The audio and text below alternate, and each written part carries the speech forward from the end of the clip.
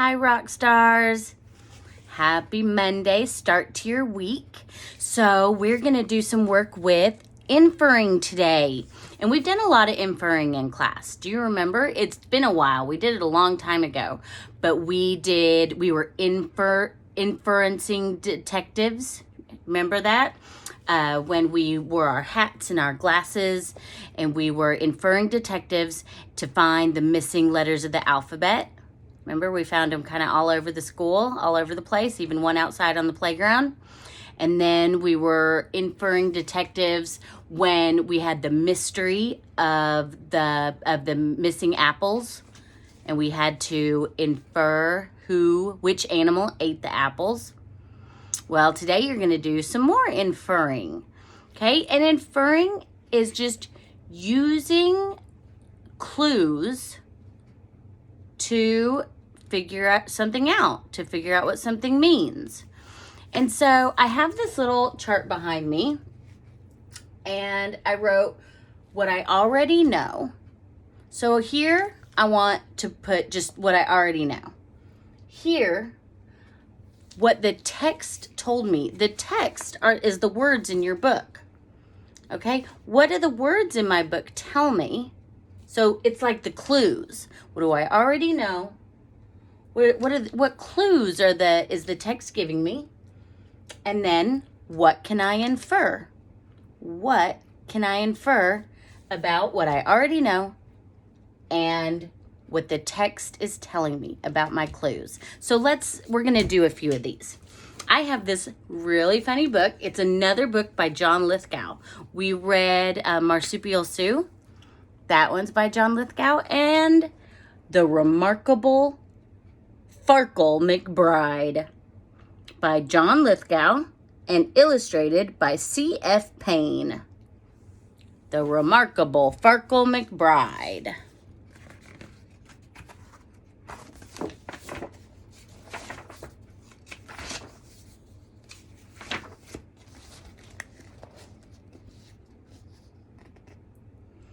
Oh, pity the prodigy Farkle McBride, no matter what instrument poor Farkle tried, whether strumming or blowing or drumming or bowing, his musical passions were unsatisfied.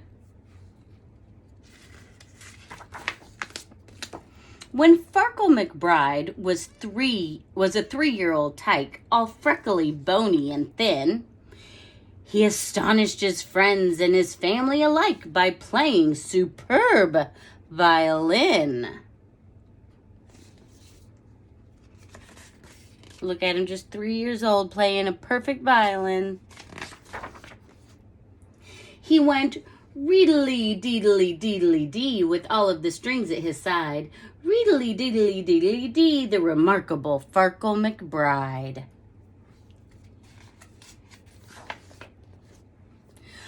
But when he was 4, Farkle played it no more, in spite of his parents' beseeching.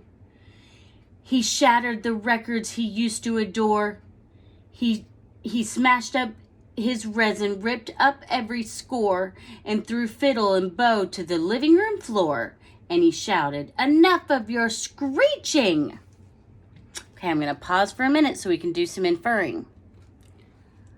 But when he was 4, Farkle played it no more, in spite of his parents' beseeching. What is beseeching? Let's, okay, what do we already know? We know that he's a young boy that is playing the violin. And we know that he does not want to play the violin anymore. And he was playing it perfectly. So we already know that he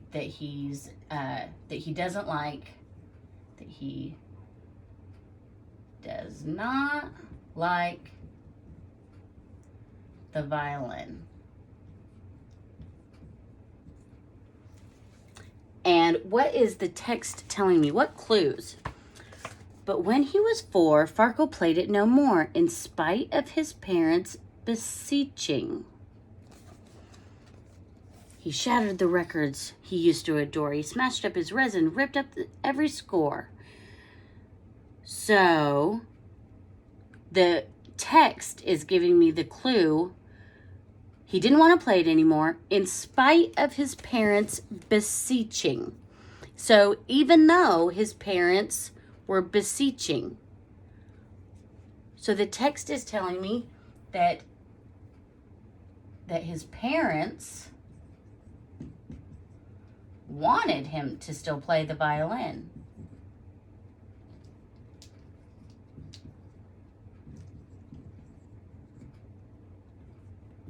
So he didn't want to play the violin. He didn't want to play the violin. But the text is telling us that his parents did want him to play the violin.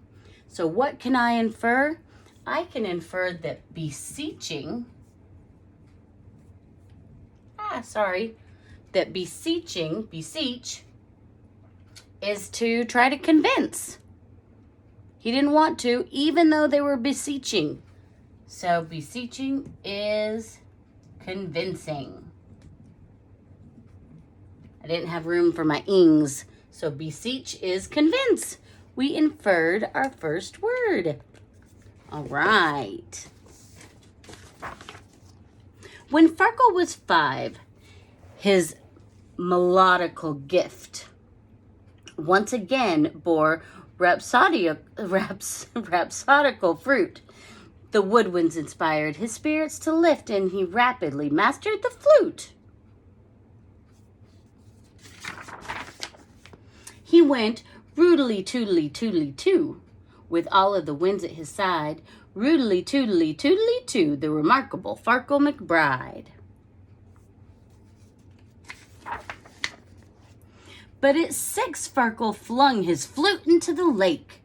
Notwithstanding its lyrical trill, he stamped on the dock till you'd think it would break. That's it, he exclaimed. I've had all I can take. That tootling gives me a brutal headache. It's so wimpy and whiny and shrill. He's getting tired of these instruments. When Farkle was 7, a different sound rekindled his musical flame. He became the most expert trombonist around, and the boulevards buzzed with his name. Ready to do some more inferring? When Farkle was 7, a different sound rekindled his musical flame. What is rekindled? Rekindled his musical flame. So what do we already know? We already know that he has played the violin, then hated it. Played the flute, then hated it. And we know, and the text is telling us that now he's starting to play the trombone. So when Farkle was 7, a different sound rekindled his musical flame. I can infer that rekindled means brought it back. Made it happen again. Rekindled. So we're using our inferring skills to learn new vocabulary. Rekindled. He went vroom petty doom with all of his brass at his side. Vroom petty doom, the remarkable Farkle McBride. But at 8, he declared to his parents' despair, and as everyone else might have guessed, I can't stand the trombone with its blat and its blare. That racket is more than my eardrums can bear. So return it or throw it away. I don't care. I despise it just like the rest. We're going to do some more inferring. But at 8, he declared to his parents' despair, and as everyone else might have guessed, I can't stand the trombone with its blat and its blare. That racket is more than my eardrums can bear. So return it or throw it away. I don't care. I despise it. Just like all the rest. What is despise? He despises it. Despise. Let's see. What do we already know? We already know he's sick of the trombone. So we already know that he does not like the trombone. We know that he does not like the trombone. Now, what is the text telling us? What clues? So return it or throw it away. I don't care. I despise it, just like all the rest. All the rest? Well, what did he do with all the rest of the instruments? He threw them away. Why? Because he decided that he hated them. So all the rest, so it's something that's the same as all the rest. So we already know that he doesn't like the trombone. The text is telling us that it's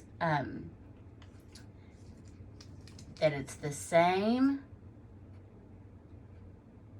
as all the rest, as the way he feels about all the rest. So I can infer, I despise it, just like all the rest. I'm pretty sure I can infer that despise means he hates it. Oh. Despise means he hates it.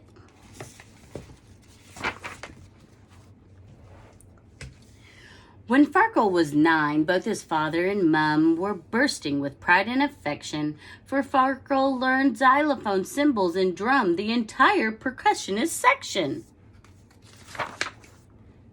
He went boom, bash, clang, clash, all the clamor that he could provide. Tinkly, bing, bong, bumpity, crash, the remarkable Farkle McBride. Uh-oh. But soon he fell prey to his usual gloom, despite all the praise and the flattery. First a sigh, then a sulk, then a frown, then a fume, then an ear-splitting tantrum that emptied the room. I can't take it, he bellowed, the crash and the boom and the clang and the bang of the battery. Oh my goodness. Poor Farkle at 10, howsoever renowned, reached the end of his musical tether, but then he discovered his favorite sound. Musicians all playing together. I wonder if we can use our inferring one last time to infer what his idea is, what he wants to do next. Let's see. Poor Farkle at 10, howsoever renowned, reached the end of his musical tether, but then he discovered his favorite sound, musicians all playing together. What do you think he might do? Can you infer? We already know that he is a great musician. He just doesn't like it. He gets sick of all the instruments. The text is telling me his favorite sound is musicians all playing together. What can I infer that his big idea is? What could he decide to do? Could you infer that maybe he wants to be like the head of the choir, orchestra, the band, to lead them? Let's see. It happened like this. The conductor caught cold on the day of a major recital. You've got to replace him, young Frankel was told. Your cooperation is vital. Sorry, am I not getting it in the screen?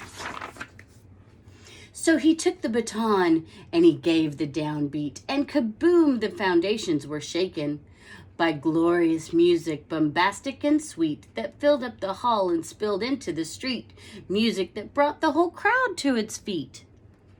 From the instruments he had forsaken, They went reedily, reedily, vroom, petty, bang. Bravo, all the spectators cried. Deedly, doodly, doom, petty, clang. The remarkable Farkle McBride. Yes, he's becoming the conductor. Oh my goodness. I think we've got something exciting happening. Since that sparkling night, Maestro Farkle McBride conducts all of the instruments he ever tried. His happy heart sings to brass, drums, winds, and strings. And remarkable Farkles at last, oh my goodness, satisfied. Oh my goodness. I don't even know if I can fit it all into the screen.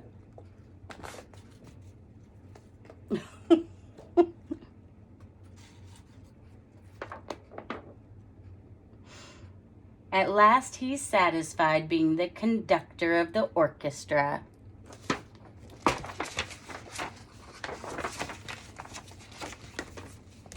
I love that book and all the inferring we got to do with vocabulary and inferring what Farkle McBride was choosing to do. So you guys are going to do some inferring today. You are going to look at a picture of a dog, and the dog has some stuff around him. And I want you guys to use what you already know about dogs, any information that you already know about dogs. Then use the information from the picture, just like we did with the text, to give you some clues and tell me what you can infer about the picture. I'm so excited to hear what you guys infer. Have so much fun with this. Let me know if you need anything. Okay, bye.